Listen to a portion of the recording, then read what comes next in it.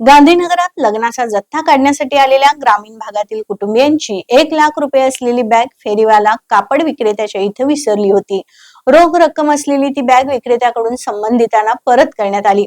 या फेरीवाल्याच्या प्रामाणिकपणाबद्दल करवीर ठाकरे पक्षातर्फे फेरीवाला बबन उदासीचा सत्कार करण्यात आला. ग्रामीण भागातील काही पुरुष महिला लग्नाचा जत्था काढण्यासाठी गांधीनगरात आले होते. या लोकांची 1 लाख रुपयाची बॅग फेरीवाल्याच्या दुकानासमोर गाडीवर रस्त्याकडेला विसरली. त्यानंतर कापड विक्रेता बबन उदासी यांनी ती बॅग तेथून उचलून आपल्या दुकानाजवळ ठेवली. ही मंडळी विसरलेली बॅग शोधत शोधत त्याच्या दुकानाजवळ आली. फेरीवाल्यानं आपल्या जवळ ती बॅग त्यांना दाखवली असता बॅग ही आमची असल्याचं सांगितलं. बबननं ती बॅग संबंधितांना परत दिली.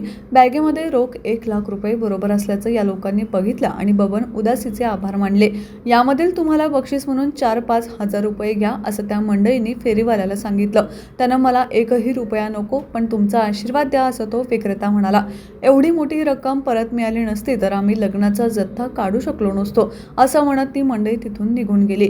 ही गोष्ट शिवसेना ठाकरे पक्षाच्या कार्यकर्त्यांना समजल्यानंतर त्यांनी बबन उदासी या कापड विक्रेत्याचा प्रामाणिकपणाबद्दल सत्कार केला.